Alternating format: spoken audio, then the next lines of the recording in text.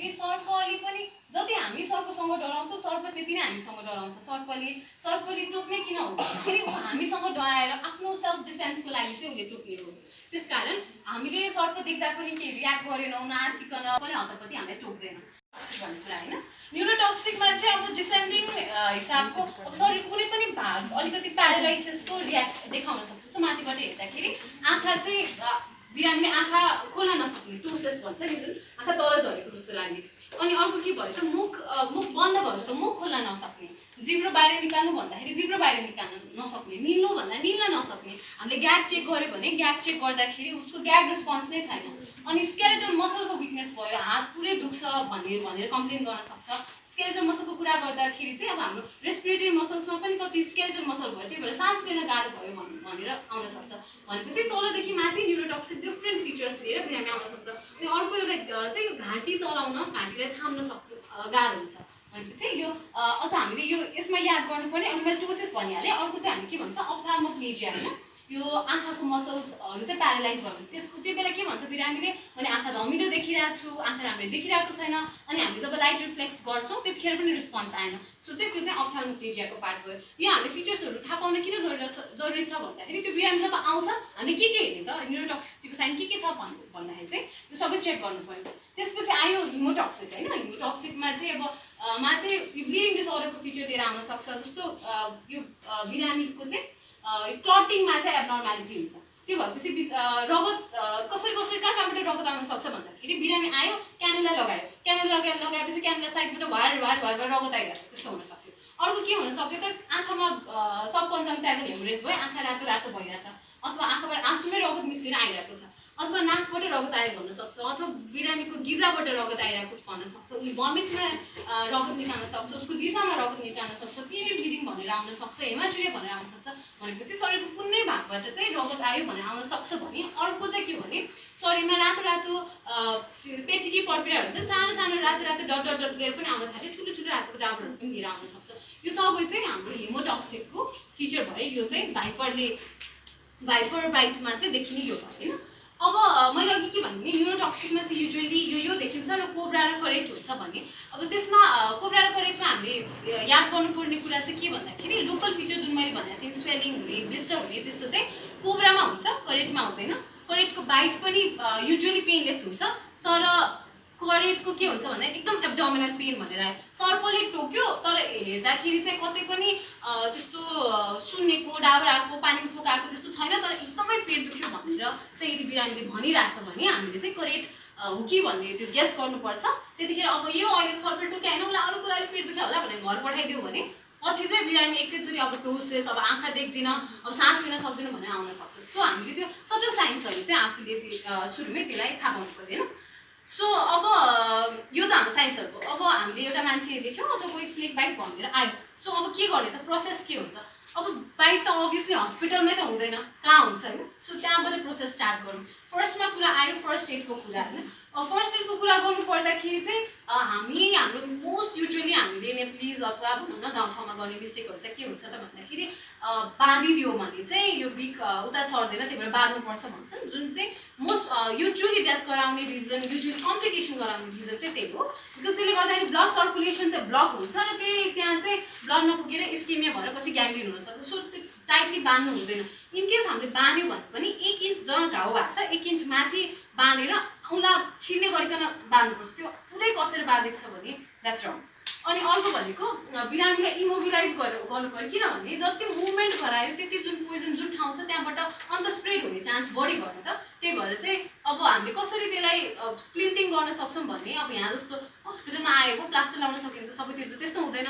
So कुनै सानो सामान जस्तो कार्डबोर्ड छ अथवा कुनै पनि सानो एउटा सामानहरू जुन छ त्यसलाई राखेर त्यसलाई बाँधेर हामीले लिएर आउन सक्छौँ। र युजुअली के भनिन्छ भने बिरामीलाई ट्रान्सफर गर्दाखेरि पनि हामीले चाहिँ बाइकमा अहिले त त्यो motor bike service for snake bike भन्ने पनि छ होइन गभर्मेन्टको पोलिसीमा। सो द्याट अगाडि एकजना मान्छे पछाडि एकजना बिचमा चाहिँ त्यो बिरामीलाई चाहिँ इमोबिलाइज हुने गरिकन लैजाने भन्ने छ होइन।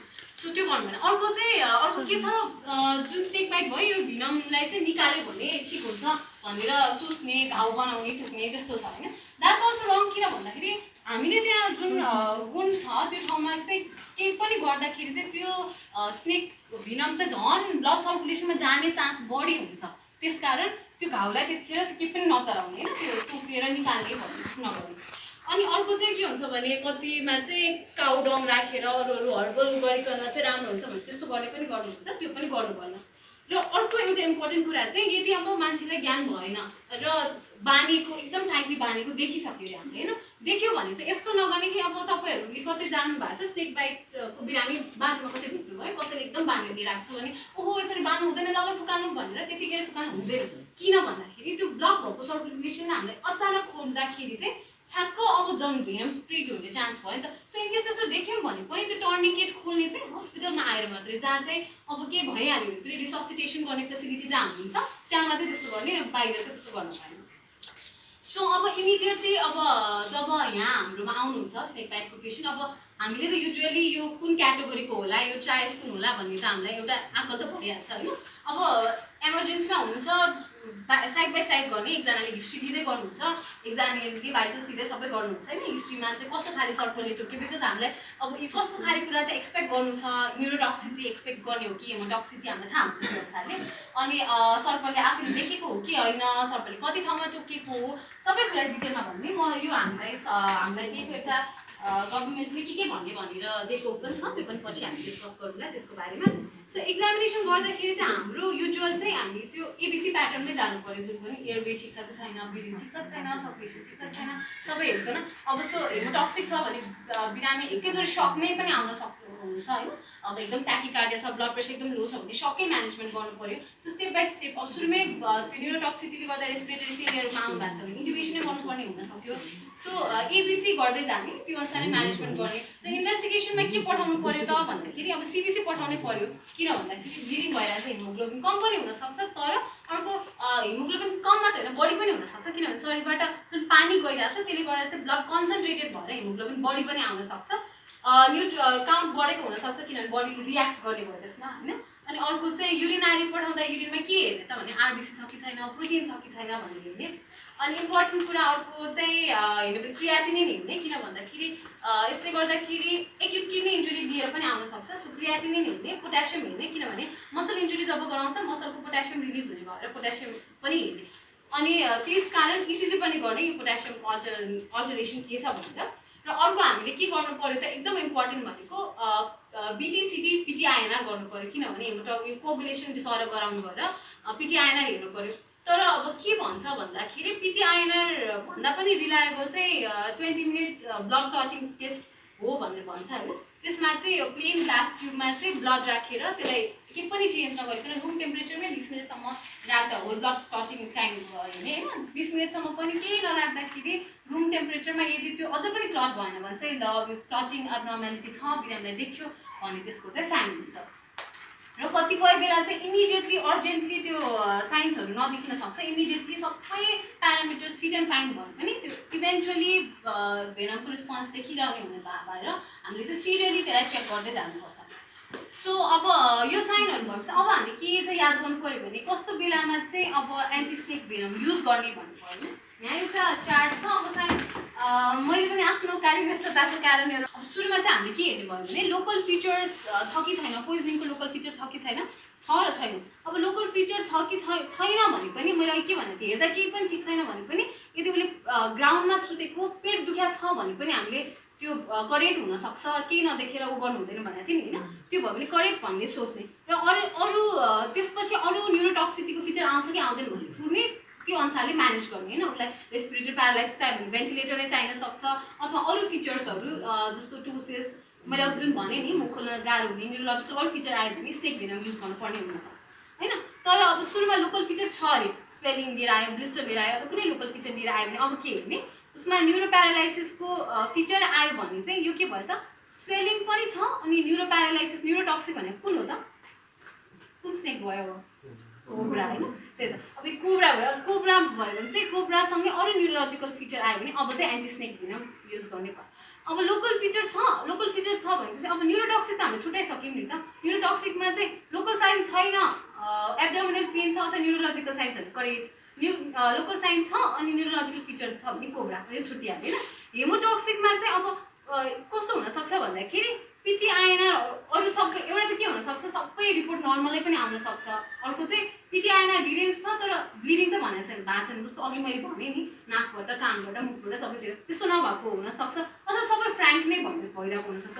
फ्र्याङ्क ब्लिडिङ छ भने चाहिँ हामीले त्यो एन्टिस्नेक भेनम दिन पर्यो, ब्लड ट्रान्सफ्युजन गर्नु पर्यो, फ्रेस फ्रोजन प्लाज्मा दिनु पर्यो। यदि फ्र्याङ्क ब्लिडिङ छैन भने चाहिँ मोनिटर गर्दै जाने। अनि यदि चाहियो भने पिटिआइएनआर एकदम डिटेल छ भने फ्रेस फ्रोजन प्लाज्मा चाहिँ दिने, तर एन्टिस्नेक भेनम चाहिँ नदिने, स्पन्टेनियस ब्लिडिङ नभएसम्म।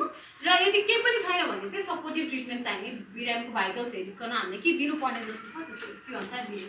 सो बिरामी यो न्युरोलोजिकल अघि भनेको कुनै आयो, स्पन्टेनियस ब्लिडिङ भनेर आयो, क्रियाटिनिन एकदमै रेट छ, एक्युट किडनी इन्जुरी भनेर आयो, सासै फेर्न नगर्ने, इन्ट्युबेसनै चाहियो, यो सबै इन्डिकेसन भनेको एन्टिस्नेक भेनमको इन्डिकेसन हो।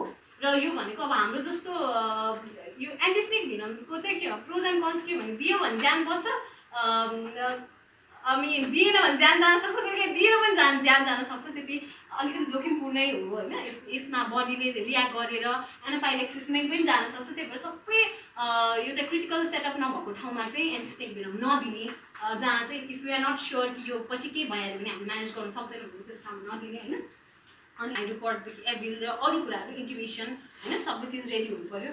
र अब एन्टिस्नेक भेनम स्नेक जुन हामीले एन्टिस्नेक भेनम दिन्छौँ त्यो जुन एउटा भाइलमा आउँछ होइन, एउटा भाइल चाहिँ डाइल्युट गरेर 10 ml को आउँछ भनेपछि टोटल 10 भाइल भयो भने चाहिँ 100 ml भयो। सो 100 ml चाहिँ हामीले बिट यो ठुलो मान्छे होस् या सानो मान्छे होस् सबैले दिनुपर्ने 100 ml नै हो। तर कसरी दिने भन्ने फरक चाहिँ के हुन्छ त भन्दाखेरि यदि अब अडल्ट हुनुहुन्छ भने चाहिँ 5 to 10 ml per kg अनुसार क्यालकुलेट गर्ने, अनि चाइल्ड छ भने 3 to 5 ml per kg। So अब 10 ml per kg हाम्रो अब एभरेज अडल्ट 50 मान्यो भने 50 into 10 500 भयो। सो 100 ml को जुन हाम्रो भाइल एन्टिस्नेक भेनमको छँदैछ त्यसमा 500 ml को के गर्ने त, कि त नर्मल सलाइन कि त डेक्स्ट्रोज त्यसमा मिक्स गरिकन स्लोली 2 ml per minute अनुसार जाने गरिकन दिनु। सिमिलरली अब बच्चा छ भने 3 to 5 ml per kg त्यसरी नै क्यालकुलेट गर्ने। सपोज अब 10 kg को बच्चा छ अरे 5 ml per kg गर्दा 10 into 5 50 ml भयो। अघि 100 ml को एन्टिस्नेक भेनमको हाम्रो भाइल छँदैछ, 100 plus 50 150 लाई चाहिँ 2 ml per minute अनुसारले जाने गरिकन दिनु पर्यो। सो यही स्नेक बाइटको बारेमा चाहिँ यो हो। मैले भएर कति कुराहरू त्यही शुक्रबारको यस्तो दिनमा पनि यति धेरै सुनिदिनु भयो, यति धेरै पार्टिसिपेट गरेको थिएन, सबैजनालाई हृदयदेखि नै धेरै धेरै धन्यवाद। आउने दिनमा तपाईँहरू पनि यस्तै एक्टिभ पार्टिसिपेसन देखाउनु हुनेछ र मलाई पनि यसो नै अरू केही कुरामा प्रेजेन्टेसन दिने मोटिभेसन मिलेछ भन्दै बिदा हुँ। खाजा खान